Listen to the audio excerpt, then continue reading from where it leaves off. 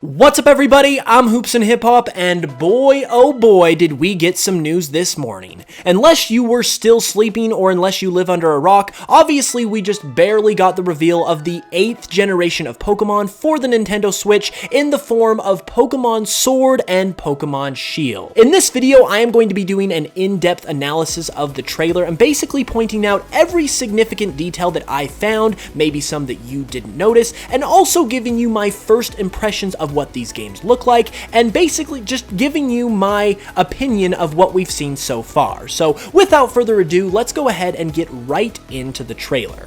Okay, the trailer starts off with basically giving us a general view of the region, and for all intents and purposes, it does confirm that we are going to have a England-based region in Generation 8. It very much has an English countryside aesthetic, and in my opinion, this is like a dream setting for me personally in terms of a region. I love the geography, I love the climate that this region is presenting, and I am already in love with the setting of this region and where we're going to be journeying in this new game because it's absolutely just my ideal setting.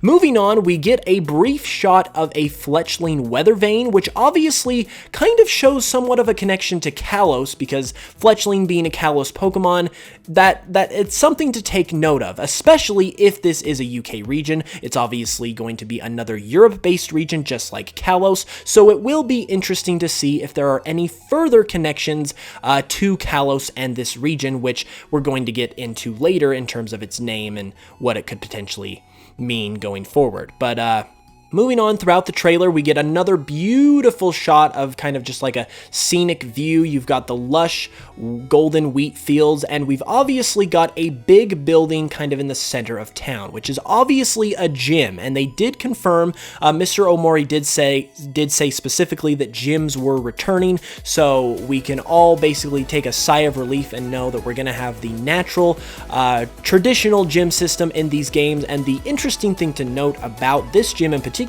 is that it's clearly a grass gym and it has a grass emblem marked on the front of it. So that's kind of an interesting choice as far as the design of the gyms, and it's something that we will be looking into more so as we continue further throughout this trailer. Next up, we get a shot of the male and female player characters in their bedroom, and obviously also the graphical style a little bit more. And I gotta say, I love the design of these trainers. Obviously, there's probably going to be some customization we can do, so this is kind of the default look for the trainers, but just by default, I think they look great. I think they look fantastic.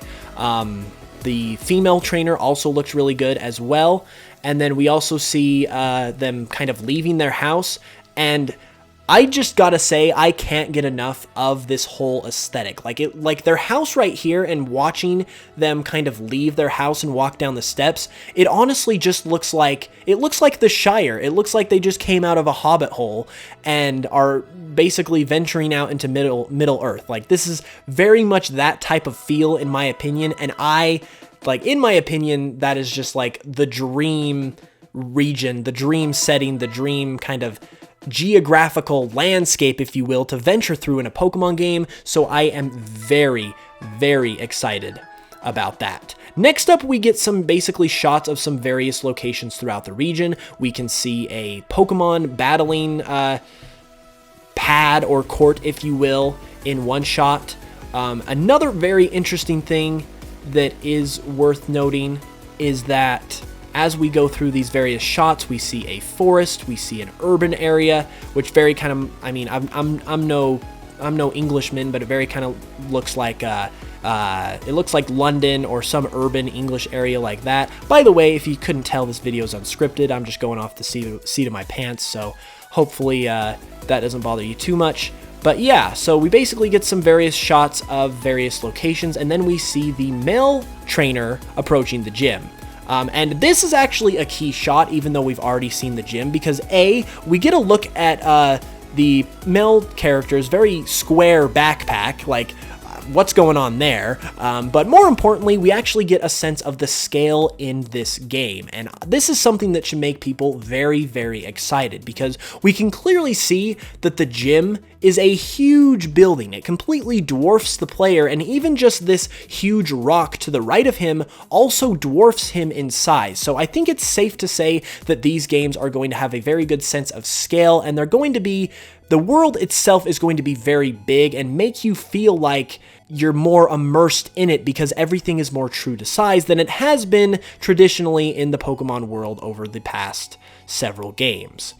Moving on from there, we get some more kind of location shots. We see the female player character in the urban city. We also see a train up above, so it'll be interesting to see if there's any train travel, maybe to Kalos and Koraway Town, maybe?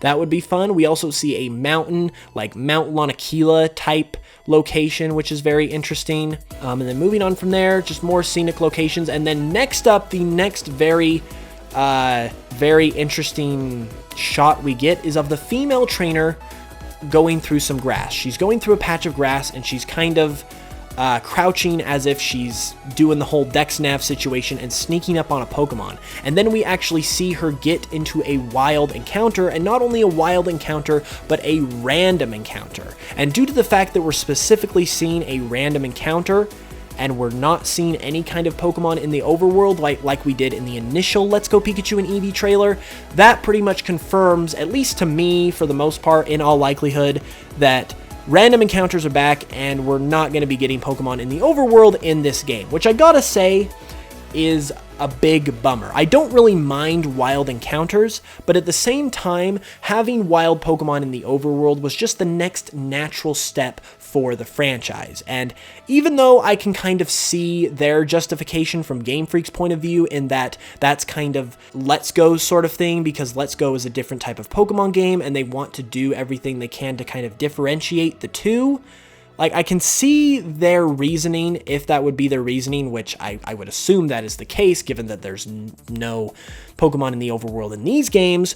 But even still, even with that kind of justification, I don't think it's a good move, because this type of mechanic isn't something that's kind of like a special feature for a single game and then you move on and you're done with it. This is kind of like a natural progression for the franchise in terms of technological capabilities. So based on the fact that it looks like it's random encounters and not Pokemon in the overworld, I think that's a bit of a bummer, but I don't have anything against regular random encounters. So, I mean, it's something that I can definitely live with.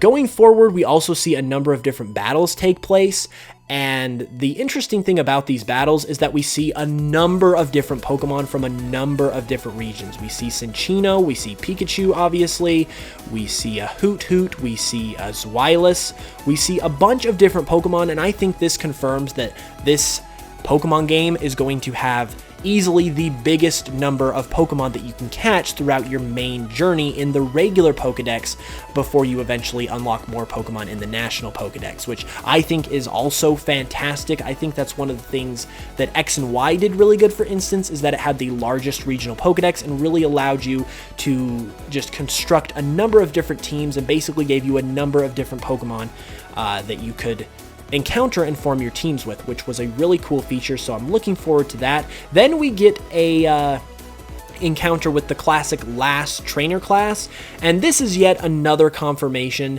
that this is definitely an England-based region, because you cannot look at this character and tell me that she does not look like she's straight out of Hogwarts. Like, she's got the tie, she's got kind of the crimson, red, maroon sort of jacket, she's got the emblem kind of on the chest there, and everything about that just gives me Harry Potter vibes. So as far as I'm concerned, that's definitely another confirmation of an England-based region. So that's freaking awesome, because like I said, I just love the aesthetic of this game. Another very interesting shot we get later on in the Pokemon battle sequence is a stadium feel. This definitely looks like it's a Pokemon League type of situation, and honestly, if they do have like a traditional Pokemon League setup for the Elite Four like we see in the anime, where it's a big stadium, there's tons of people, I think that would be really cool, because it would just give more emphasis on the importance of those battles. I think that would be really cool. And then another really good shot that can kind of show you the scope of this game is this shot right here of the female player character in a house. Like, this is obviously a very standard, very normal sort of situation, but just all of the detail that we can see in this house, from the TV to the coffee table to the couch to the bookshelf to all of the things that are kind of decorating the room, the pictures, the little knickknacks that are on different shelves and tables and stuff like that. I think that really goes to show that this game is going to be very detailed and is going to be very immersive in that sense, that it's just going to be a lot of fun. And moving on from there, we actually get more basically location shots. We see a very interesting mine shot of a mine, which basically, the first time I saw this, I definitely got vibes of Glittering Cave, which this obviously isn't Glittering Cave, but just kind of gives you more of a connection to Kalos, if that means anything. And it's obviously a very cool location as well. And then we get this very interesting shot of basically some type of crop circle or kind of primitive native drawing on this hill of some giant creature. Basically, this is just depicting some type of giant creature that is doing some type of thing, and then we've got these little guys that are all over the place kind of freaking out. And I have no idea what this is. I would assume that this is some type of Pokemon. It's really impossible to say what this is depicting, but this is definitely most likely going to have something to do with the region of the, or I should say the legendaries of the region. It's going to have something to do with the story and the lore of the region, but we will just have to wait and see what that could truly mean. We definitely get some more establishing shots as we move forward. And then another interesting shot that we see is the male player character kind of stepping out into a stadium, and he's got like a jersey. This definitely feels to me like, I mean, it could be just some sort of like battle tower type situation, but it gives the sense to me of, like, once again, like I said earlier, the Pokemon League. And if they are going to make like the Elite Four challenge and the Pokemon League more of an event as opposed to just showing up and just burning through all of the Elite Four like we have done up to this point, I think that would be very cool, because obviously it's the pinnacle of your journey. It's like the last and final thing you do before you become a Pokemon champion. So if they made it more of a kind of climactic event in the game instead of kind of just being something that you show up and you run through, you burn through, and you're done, I think that would be very, very awesome. And then we get basically not really gameplay, but a cutscene of all of the starters. They are basically the first three and the only three new Pokemon we have seen for this region. And we have the Fire Bunny, Score Bunny. We have this basically amphibian gecko lizard type Pokemon, which I want to say I totally predicted a reptile amphibian sort of Pokemon for the water starter. But this guy, his name is Scobble. And then we have a grass type Pokemon based on a chimp that is named Garuki. Now, honestly, I am going to give you guys my genuine first impressions of these guys, and to be honest with you, when I saw them, I got very much of a fan art type of vibe from these guys. Like, to me, I'm very, very mixed on them, because they seem like they're something that comes out of a fan game. Like, I'm just really, I don't know, like, I want to like them, obviously, I want to enjoy them, and I really do feel like already that they are going to grow on me, but right now, I'm just very mixed. My favorite of the favorite of the three, rather, is probably Scobble. I really like its personality. I do like its design. I think it has a lot going for it. The other two, I think the concept of a grass monkey or a Fire Bunny, I feel like there's a lot like better ways they could have taken those designs. So I'm very mixed on them right now. I feel like they will grow on me, but right now I'm not too impressed. And if I had to say one negative thing about this trailer, would be the starters. I don't know, like, I'm really not feeling them right now. I probably will later to a certain degree, but since the starters are just such a big part of the game, it really kind of sucks that they kind of let me down like this, but I am willing to give them a chance. Like I said, I think Scobble is really cool, and we'll just kind of have to see how they pan out going forward.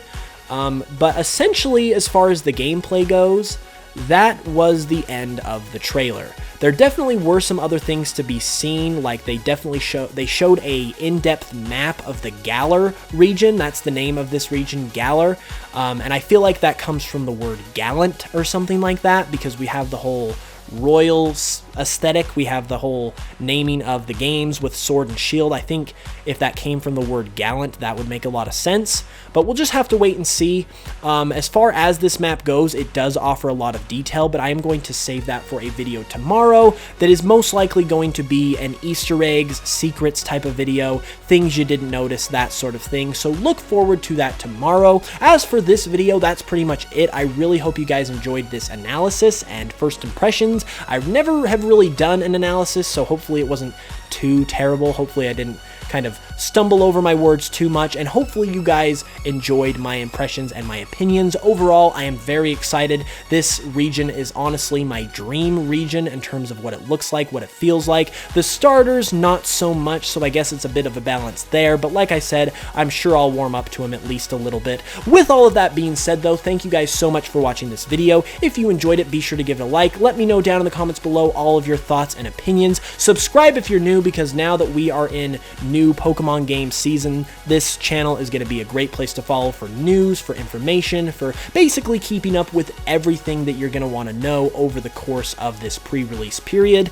And with all of that being said, I just hope you guys have a great Wednesday. Once again, tune in tomorrow for another Pokemon Sword and Shield video, and until then, as always, I love you guys, and I will smell you guys later.